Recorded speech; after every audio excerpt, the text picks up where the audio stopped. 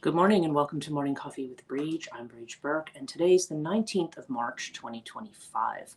I see Joanne has joined us already, so and we said good morning on there, but good morning to you. And we'll see who else pops in and joins us this morning. Yeah, I'm not gonna lie, I am not feeling good this morning. I have another one of my headaches, and I'm kind of annoyed because it's been over the last 2 weeks. I've had three of them, and normally I might only have one or two a month. The weather change might have something to do with it, but it's really it's really affecting me, and it's really and I had it all last night too. So I feel like I was a bit, I don't know what the word is, but and Alex is on. Good morning, Alex. So we've got Alex, we've got Joanne. Yeah, I have not been feeling amazing right now, and my eyes especially. It seems to affect my eyes very, very heavily. And of course, it's going to be a beautiful day today, and I have to go to the university today to do some paperwork and get some things ready for the class I'm teaching next week.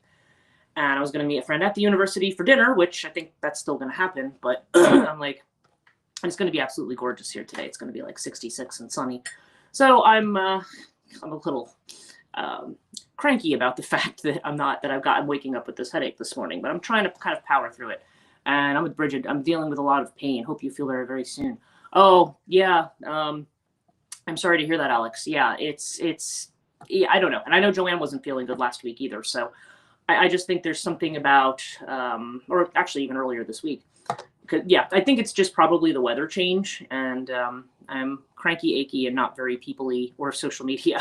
Yeah, I think we're all kind of like that. We're all just kind of like, yeah. And in fact, last night I'm fairly certain, because you sleep on and off when you're feeling like that. I feel it fairly certain I was in a frame of mind where I was like being very cranky with my guys, because this morning they're kind of just like, and good morning, Kelsey. Good to see you. That you're on this morning. Yeah, we were just talking about our. I don't know how it is out where you are. I know you're out a little farther west. But here the weather change, I think, is like kicking the living what out of all of us physically. And so I've got this. I get severe pain in my left head, particularly my left eye, which is absolutely unbelievable, dry eye and stuff like that. And it's just all swollen in through here in my neck and in the side of my head.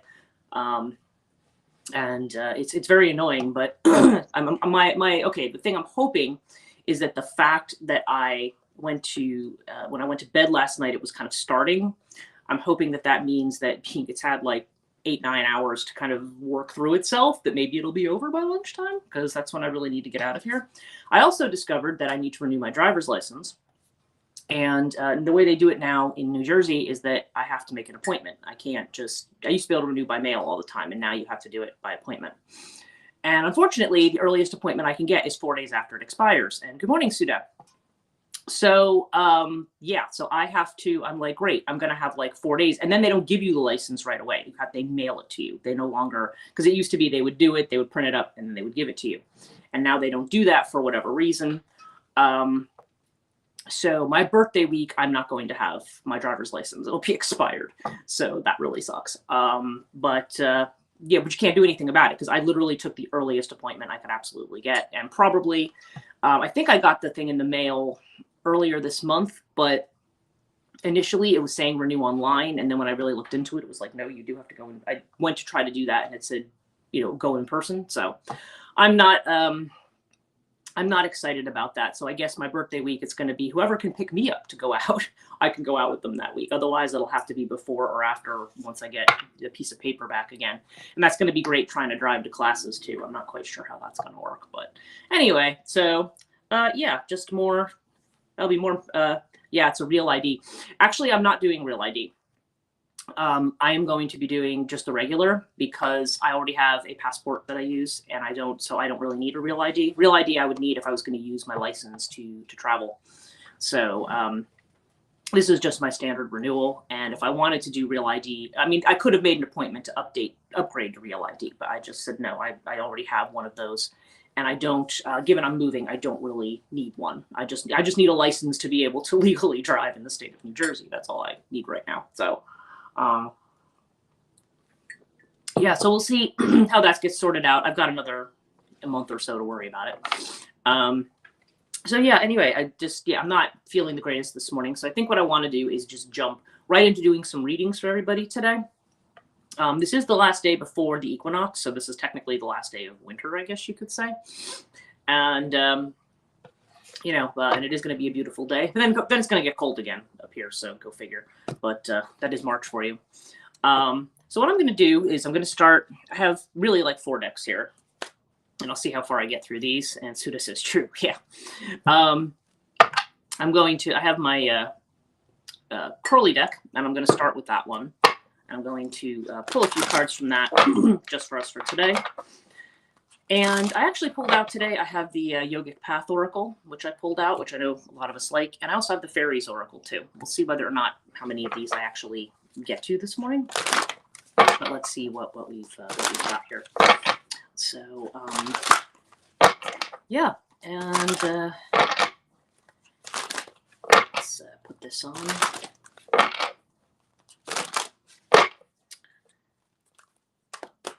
Let's see what we get here.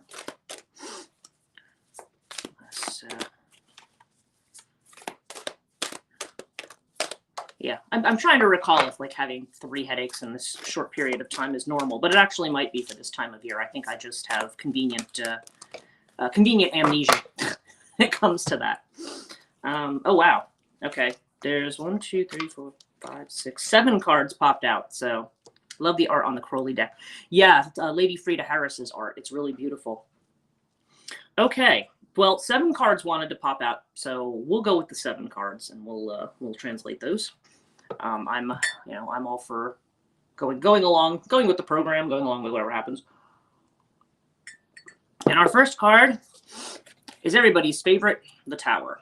Okay, and then a very, very colorful and kind of graphic depiction of the Tower in this one. So we have the Tower. So yeah, Tower, I feel like being this is kind of in the beginning part of this reading, I feel like this is either where we're already at or where we've been. So I don't think this is like a new energy. It's not like, oh, more Tower stuff coming up. Certainly we have the strong Uranian influence of the Tower, which is the thing that kind of tears everything down and puts things in upheaval. And so certainly that I think is I think really since we're at this cusp of, going into Aries, starting tomorrow, Aries, it does vary from year to year. Some years it's the 21st, some years it's the 22nd. But yeah, I know, we're laughing. It's just like, great, another Tower. I think at this point, I always remember when I first learned to read tarot that when I would see the Tower, yes, the Tower, exactly. I would be freaking out and I would just be like, oh no, what's going to happen? And I think at this point, after for everybody, I think after COVID and everything else, we're all just like, yeah, Tower. Yeah, okay. Another Tower. Another day, another Tower. So yeah, so we're starting with the Tower, and the card immediately following it is the 5 of Cups. Okay.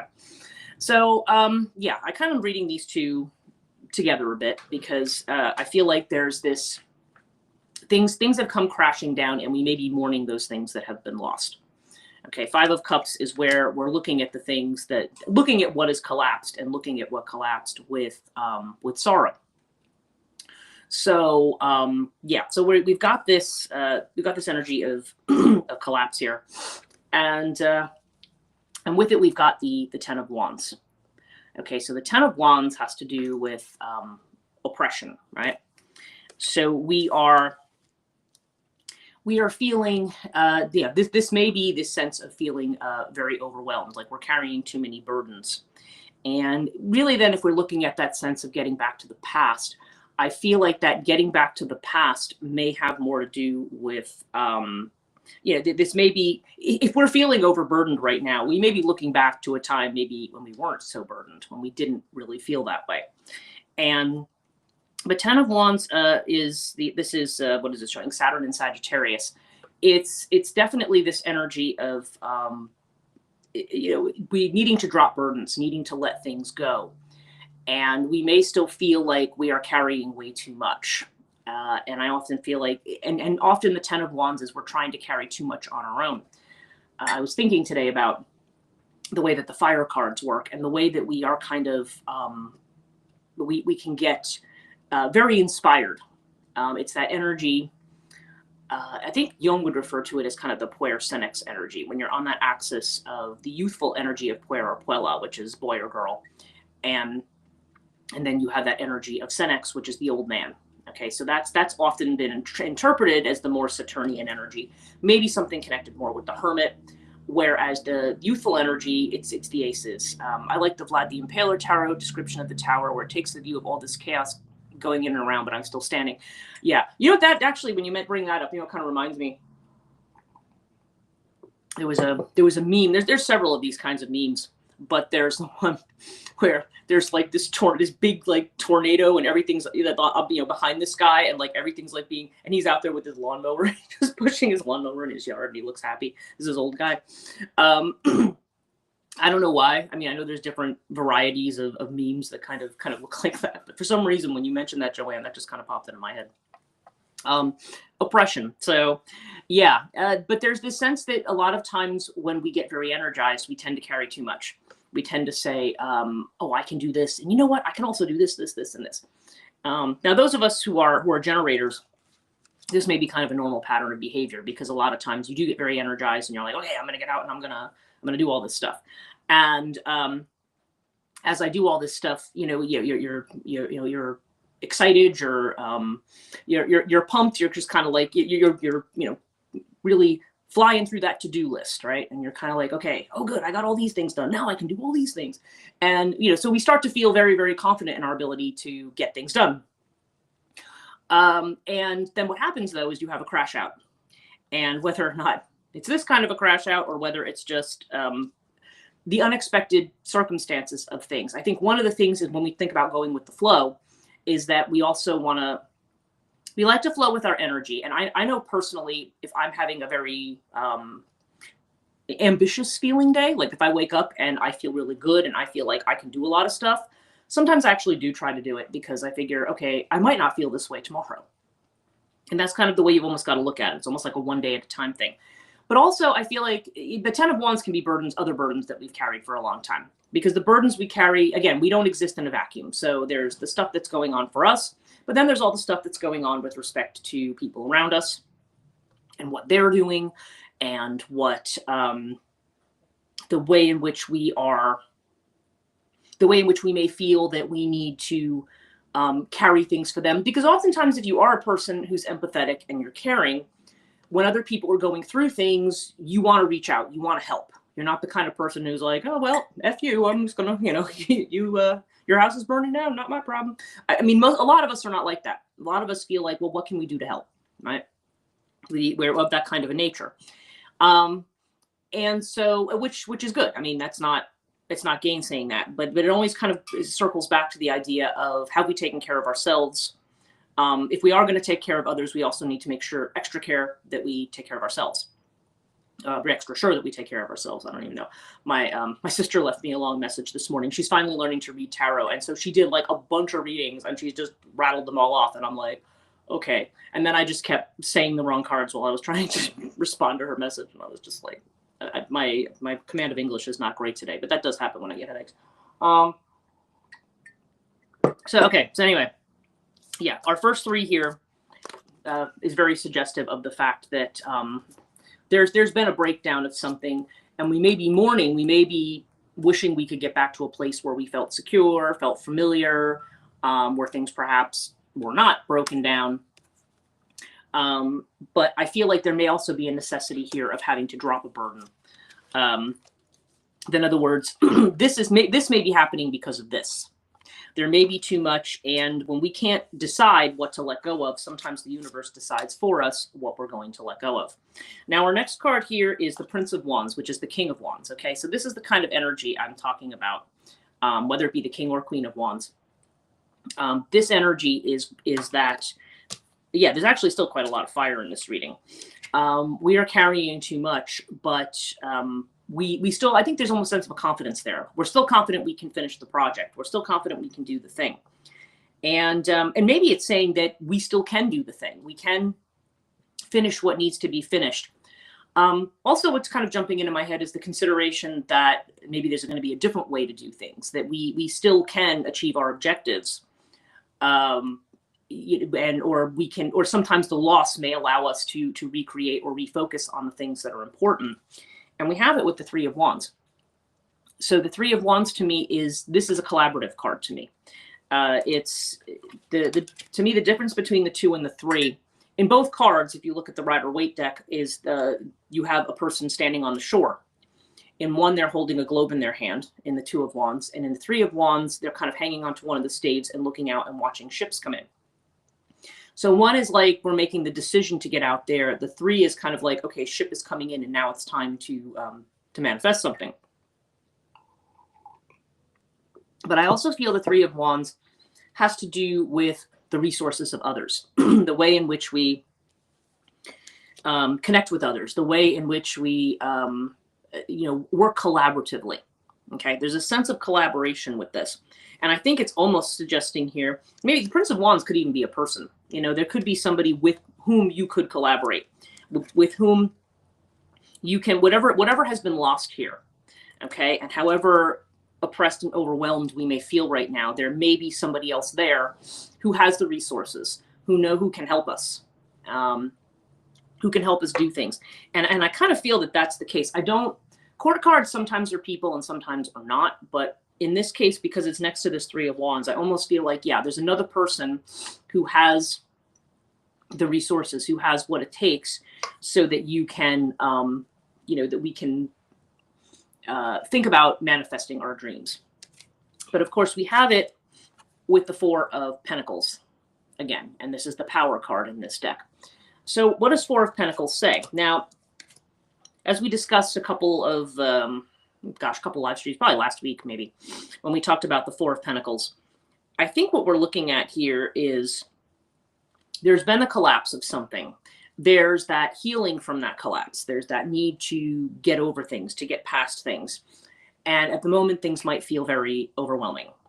But again, there's the idea of who motivates us, where are our resources, because we don't have to carry, we don't have to carry the 10 wands by ourselves. We can do that. So there may be a focus right now, I think, with the Four of Pentacles on establishing security.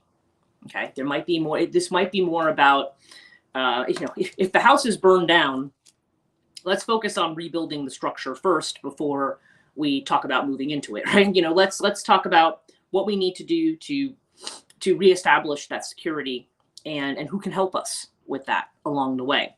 There's the implication here that there will be helpers. And Prince of Wands, like I said, is very high energy kind of a card.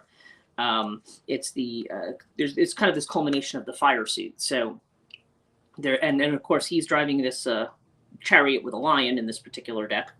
And there's definitely the sense of strong movement here. As we would see. That's why I said when I first look at it, my first thought is maybe it's the Knight, because the Knight has a lot of that moving energy. But this is the Prince, and in Crowley's deck, the Princes of the Kings, basically, of the deck. So, yeah, so we have the Power card. And then our outcome card is another fire card, which is the Six of Wands. So the Six of Wands is a card of victory. And what's interesting about this is this almost feels... like what the phrase coming into my head is one thing at a time, one victory at a time. Make sure you feel centered in your power, Power card here. Make sure there's focus on having a sense of stability and focus on like one victory at a time, because I think we can tend to get overwhelmed when we feel that a lot of things are changing. We may feel that we have to almost do triage. You've got to address too many things at once. And I can tell you from experience that when you are trying to, when you have a lot of irons in the fire, right? When you're doing a lot of different things, and many of us are, and many of us, if you're creative people, or if you're just people who are just very energetic, very, interested in the kinds of things that you're doing, you can have a lot of ideas. I mean, I know many of us who are on the live stream, we've all talked about, oh yeah, it'd be great to do this, it'd be cool to do that. And we have all these kind of ideas. And maybe we are happy with certain things in our life right now, and maybe we're not. And so we tend to focus on, well, it'd be great if I could do all those things if I didn't have these other things over here that I have to worry about. So the question becomes, but it's not viable to drop everything, okay? Because sometimes there are things that we can't drop, that we can't say, it's like, well, I've just decided I'm not going to take care of my kids anymore, and I'm going to leave. Like, you can't, there's just some things you can't do, right? But there's a sense there of having to reprioritize. Like, when I always feel when the Ten of Wands comes up, it's like, okay, first of all, what really needs to go and what really needs to stay. And in terms of making that decision, what is the goal right now? What are we trying to get to? Are we trying to get to stability and security? And also, who have we considered who can help us? Or do we think that the whole project is on our shoulders? And again, depending on your situation, I always thought it was kind of interesting growing up that when I got divorced, my mom was almost kind of like, oh, well, you're not going to have anybody to help you do these things. And I was like, yeah, but when he was here, it was like he didn't do anything and he wanted me to do all his stuff too. So actually, I've gotten rid of a burden by getting rid of him, because now at least I can just do it myself. Because when you have people around you who are just like, oh no, you can do it. I mean, it becomes kind of problematic. And good morning, Kathleen. I see that you're on here. I think you're probably putting emoticons, and for some reason it always takes a minute for those to show up. But yeah, it's it's the question of what do we need to do by ourselves, and who is here to help us, right? Who are the people who can help us? Who are the people? And also, when I see Prince of Wands energy, I'm thinking, who's invested in what we're doing? Okay, I think that's a lot of the thing. If people are our friends, or our coworkers, or compatriots, or family members, or whoever it is, partners, are they also invested in us and what we're doing? And I think you need to look at the people who are excited about you, what you're doing, and what you're invested in. Because you can find that when you have like-minded people, that you can work together. You know what I mean? That you can work together on things, and that you can feel like you are,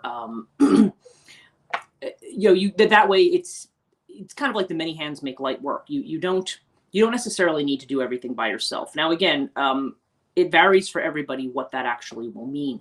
But I feel like it's suggesting that you do want to look around for the people who are enthusiastic to support you, or at least the people who have the resources, who you think would be willing. You know what I mean? And having the resources is key. And I don't mean just financial resources. I mean, whatever it is, ambition, drive, interest, motivation. Abundance takes many different forms. And so sometimes if you feel like you're having a hard time with something, I know I have a lot of friends who will say to me, hey, if you ever need my help with anything, just call. And I wildly appreciate those people. I really do. But a lot of times I feel like, oh no, I can't bother them with my stuff. But there's times when I say, you know what, if they're in a position where they can help, and Ellen, hello, good afternoon. Good to see you. If other people are in a position to help and want to help, then a lot of times, again, we're conditioned to say, oh no, I have to be a lone wolf. I have to stand here on my own, and I have to do everything by myself. And I feel like it's saying, look to see where our resources are. Because in this kind of an era where really a lot of our path is alone, where our spiritual paths are probably alone. We don't live in a culture. We don't live in a tribe where everybody, I don't know, sacrifices to the same God or whatever. I mean, we don't necessarily have that kind of a context. So figuring our lives out and what has meaning in our lives for us, and where we're going to do and how we're going to make our way in the world, is something that's often a very individual decision. If you are choosing to share your path with somebody else, like through marriage or whatever, then obviously that person and what they're doing also comes into consideration. And Suda says, agreed, tower moments reveal who's truly with us. Yeah, and that's actually a very good way to put it, I think. Who's really with you? And yeah, who are your real friends, right? Who are the ones who are really wanting to be there to help provide that stability? And I think also seeing the Four of Pentacles there, right now we might want to be focused on feeling stable enough to move ahead. You don't want to be running with a broken leg, right? We need to kind of be in a place where we feel that we have a certain amount of security in ourselves and with whoever we feel can be helpful to us. Feeling this kind of thing, and then that might be the initial way that we're going to set out and to do new things, you know, in a way that we can have our victories, you know, and think about it one victory at a time, rather maybe than trying to accomplish a zillion things at once. You know, it's that, you know, the 10 of Wands can suggest that we may be biting off more than we can chew.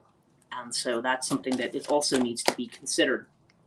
So I feel like the reading is more like strategies for dealing with what's going on right now. I feel like a lot of people have been really slowed down by various things, whether it be physical stuff, whether it just be other obstacles that are coming up. I mean, like I said, we've got a double retrograde going on right now with Venus and Mercury, and they're retrograding together. So that is an uncommon thing. It's not uncommon for Venus or for Mercury to retrograde, but to retrograde kind of together, it's like, you know, double the mischief, right? So there's a lot here that we are trying to figure out, and I think this is what's kind of telling us to to focus on here. In fact, I pulled a couple of fairy oracle cards, and the one that I got was okay. The feline is the first one, and the feline is interesting because the feline he's kind of got this like accusing little look on his face, and what this card has to do with is he's kind of looking at you like, what have you left unfinished? What haven't you, are you trying to move ahead to the next thing when you haven't tied up some other kind of loose end? That's kind of the meaning of this card. It's like, you know, kind of looking at you like, you know, what have you, what are you, and I feel like that's almost a psychological kind of a force that we have, that little voice that says to us, that kind of nags us in the background when we haven't completed something that we know we should, but we've procrastinated on long enough, right? So the feline definitely suggests, you know, what is it that's still nagging that you need to finish in the wake of changes that have been made. And this other one, I wanted to just double check the meaning on this one. Okay. Because the second card we have is called Arval Parrot. And this card I know has to do with communication, but I want to tell you exactly what it says. Clear communications are vitally important here. Strive for verbal brilliance. Yeah, not me today. Listen carefully. Be articulate. Be willing to calmly debate the issues and explore ideas with others. Open communication enhances the chances of success all around. Arval also suggests that the querent watch for body language, incomplete sentences, and unfinished thoughts, and to discover what those signals are meant to get across. Okay. And this is an interesting card to show up in the midst of Mercury retrograde. But if we think about these two cards together, if the feline's talking about revisiting unfinished business, there's definitely a strong retrograde vibe with that, right? Yeah, there definitely seems to be the sense in these readings that we want to focus on, you know, revisiting, you know, one thing at a time, focus on what we have not finished yet. Let's focus on what again, I think I've said this before, when you can't go to sea, repair your nets, right? We're at that point of seeing what we need to work on, seeing where others can help us, like I said. And yeah, and actually with Venus retrograde, we are revisiting our relationships, right? We're revisiting the people in our life. Who belongs, who needs to go. And again, Venus, we always tend to think of only in terms of maybe love, because she, you know, Venus is considered to be the goddess of love, but it's not always just about love relationships. It can be. People are in toxic relationships and they need to revisit whether or not this is good. One thing I can tell you about retrogrades too is sometimes people from the past will come back and revisit and turn up again, and there might be a temptation to get back with somebody from the past. You might think, oh, because there is that looking back to what something maybe could have been, or maybe something that wasn't finished. If a relationship ended maybe felt like prematurely, or under misunderstood circumstances. But one thing also to remember, if you happen to be somebody watching this in that position, is that any relationship that comes back during Mercury retrograde also tends to disappear once it's finished. And Mercury retrograde ends on the 7th of April. Venus retrograde ends on the 13th of April. So, Ellen, when do the retrogrades end? just anticipated that question. Yes, the 7th and the 13th of April. Mercury's the 7th, Venus is the 13th. So, yeah, and so it's not like we have all that long to wait, because April's going to be here before you know it, and that's time just seems to be April, I believe. Yes, Kelsey. Yes, you're right. It's yeah, both of them are about a week apart, because Venus retrograde started earlier, but Venus's retrograde is always a little bit long. Like the time period's just a little bit longer. Mercury's tends to be shorter because it's closer to the sun, and it has much shorter. Its movements are faster. It tends to be with respect to us. So so Venus is going to be. I think we started dealing with Venus retrograde crap like back in February. So yeah, there's definitely it's telling us to reconsider. And this week, what it's telling us is to consider is what we're carrying, maybe also what we're carrying with other people. And Kelsey says, so around May, we'll feel more forward moving since there's the shadow. Right. Yeah. Yes. And that's also a good point. There's always a pre and a post shadow, 2 retrogrades. So yeah. So the rest of April, we could be in what they call the post shadow period. But May is going to be some interesting stuff too. By the end of May, now we've got Saturn moving. Well, actually, by the end of this month, actually, we've got Neptune moving into Aries. And by the end of May, we've got Saturn moving into Aries. So, yeah, this is kind of going to be, we're definitely getting ready to cross a threshold here. This is maybe why it's telling us to, make sure we have the things in order that we need in order, in terms of moving ahead to whatever's new for us. Because like any change, I mean, there's always going to be elements that we perceive of as good, and then there's going to be those that maybe we think are challenging. So it can vary. Okay, so I pulled a couple of cards from the Yogic Path Oracle. The first one I pulled is Shakti, and the second one I pulled is Asana. And of course, an asana is a posture or a position that you would have in yoga. So let's see what these cards. Like I said, this is not a deck I have memorized, which is why I don't use it that often. Maybe if I used it more often, I'd memorize it, huh? But this is a. Let me just find the. Through it alphabetically here. I'm not sure what they categorize Shakti as. Shiva. This is interesting. Oh, I'm sorry. It's not Shakti. It's Bhakti. I was like, I can't. Yeah, like I said, my eyes are not very well adjusted this morning. I'm kind of excited to get out of so much Pisces. Oh, I'm so sleepy. Yeah, you know what?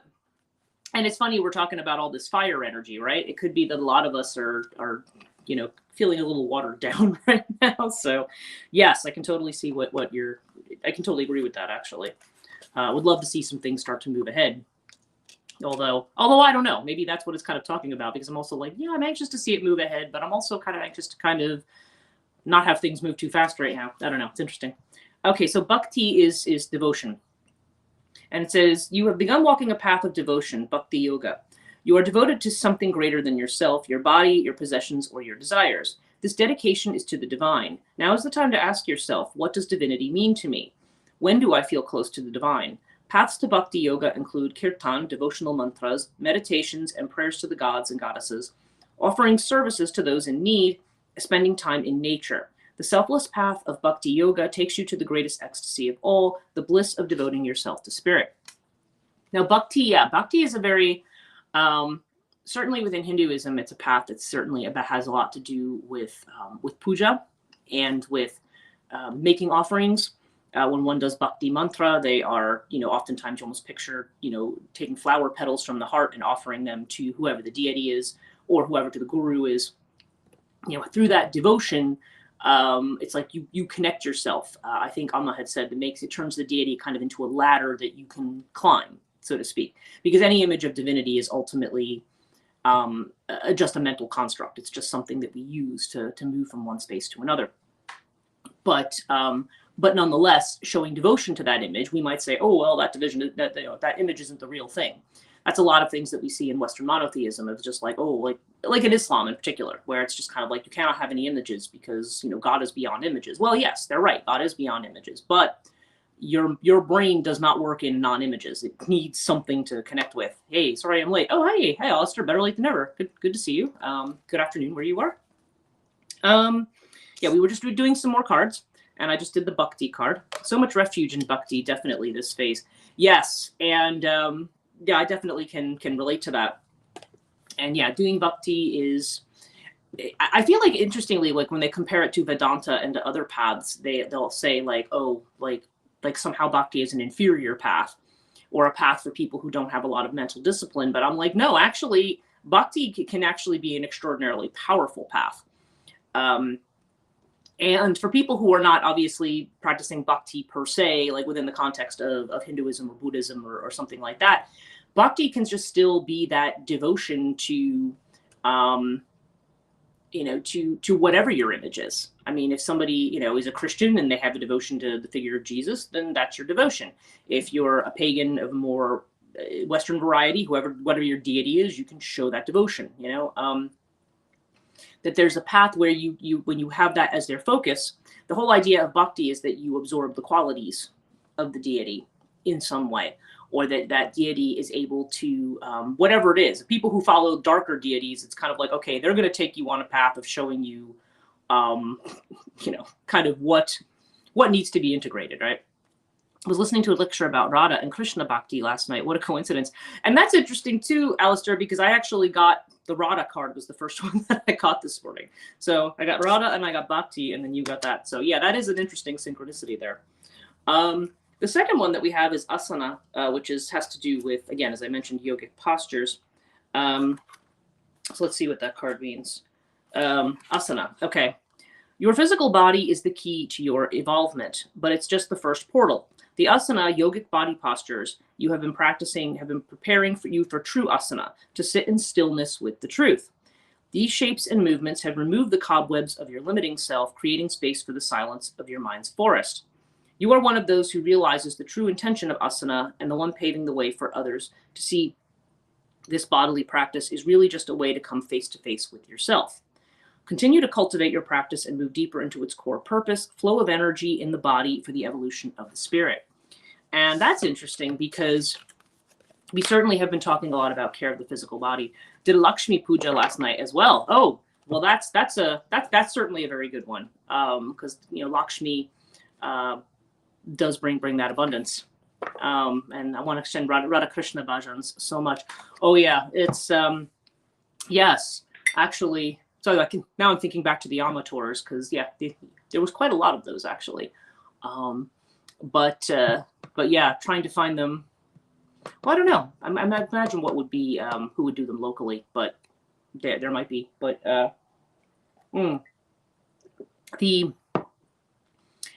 yeah, definitely. I mean, Lakshmi Puja, of course, very auspicious as we're moving into spring for sure.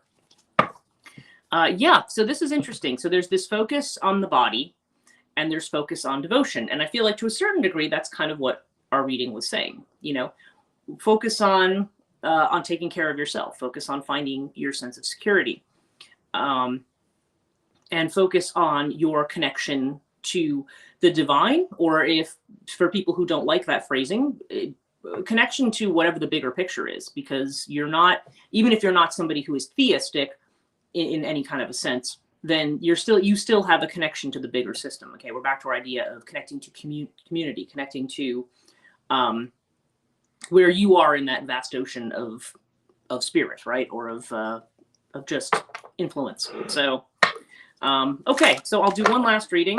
For those of you who have joined late, I woke up with a really bad headache this morning, and of course I have to go. I have to go to university today, and I've got to see if the HR person. Hope she doesn't want me in the morning, because I'm like, I need to get past this. But so I've been just doing readings today, and so yeah, you might want to review to get the big picture. But I'm going to do one more. I'll do our regular Osho Zen deck, and then I will close for the morning and get on to the business of responding to messages, getting rid of this headache, and getting prepared to go out later today. So, oh, this is interesting. Okay. Got a couple of sixes here. Our first card is the Six of Pentacles, which is compromise. Okay.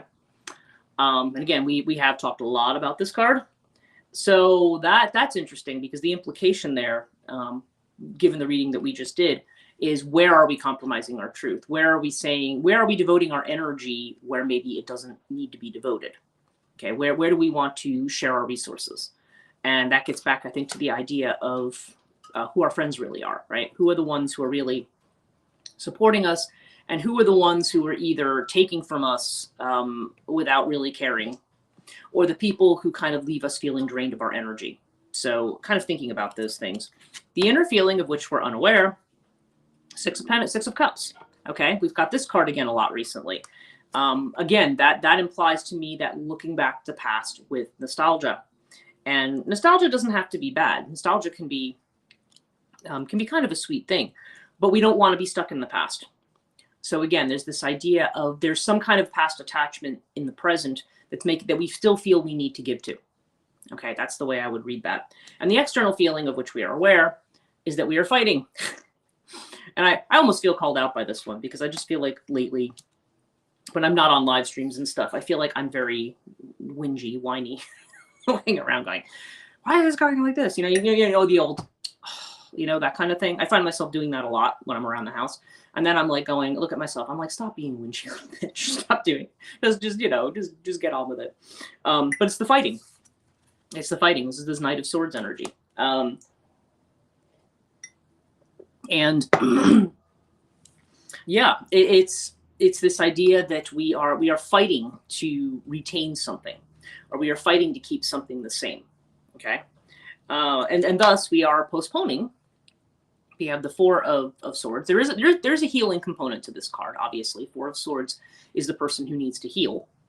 But there is also the sense here that we may be, in looking at the gray space, postponing what's here. You know, spring is coming, winter is ending, and we may still be looking at the winter, or we may still be assuming that we are in that space. We are going to be stuck in that space. And it's saying, don't postpone moving ahead. Rather than fight to stay where you are, don't postpone moving, because it's like a dithering, right? It's like we stand still and we're like, yeah, well, got to do this, got to do that. And if we think about the feline card that we got earlier, there's almost the idea of saying, what are you not getting on with here? What are you either not finishing, or what are you not moving towards, or what are you, it reminds me of, okay, in the Odyssey, where Penelope is weaving the burial shroud for her father-in-law, and she won't make a choice of suitors, but she keeps undoing the threads every night, and then she redoes them. Of course, she has a motivation for doing this, a legitimate motivation for doing this, but it's meant to postpone something, right? I'm not finishing the task because I'm not ready to move ahead. So we did the room. We're like, yeah, I'll get to that. I'll get to that. So there's kind of this energy of, it's almost like saying, finish up your business and drop what needs to be dropped, get on with it, right? And the outcome, we have our Hierophant card in this deck, which is actually the nothingness card, the 5. So yeah, you're moving into this gap. And when you move into the space of nothingness, it can feel very, very scary. But let's not forget that the Hierophant in its best manifestation, because it can also represent, clinging to tradition and patriarchy and things like that. But nothingness also can have to do with what the potentials are. And I always think of the Hierophant in its most positive sense as being a mentor, as being someone who might be able to help us find the way. And it reminds me of that Prince of Wands that we saw in the other reading. Like, who is there to motivate you? Who's going to be there to help you, energize you to move forward? It doesn't have to be a spiritual leader, but there may be somebody, or it may be just somebody who's more secure and more established who's able to help you, because Hierophant can represent that Taurian energy that's more established. But the nothingness card, yeah, it gets back to that empty space and what are we going to create in it? And but this is the gap between the old and the new, and that's kind of an appropriate card to end with for today, because we are, tomorrow is the spring equinox. The specific timing I don't have right at hand, but yeah, it's probably, I feel like it's going to be later in the day. But we have, so tomorrow, yeah, we're moving into this new space. And so it's kind of appropriate that we're getting a reading that's saying, okay, we're at the end of the cycle. What needs to be finished, and whose resources, are you going to work with, or who do you want to work with to move forward? So, so that's it for today. I can't believe I got through a whole live stream with a headache, but thank you guys so much for joining me. I do hope you all have a very great day. If you're here in the Northeast, it's supposed to be absolutely gorgeous today, but hopefully it's going to be nice wherever you are. And so take care, and I will, I should be back tomorrow morning. All things going well, I should be back tomorrow morning. So take care.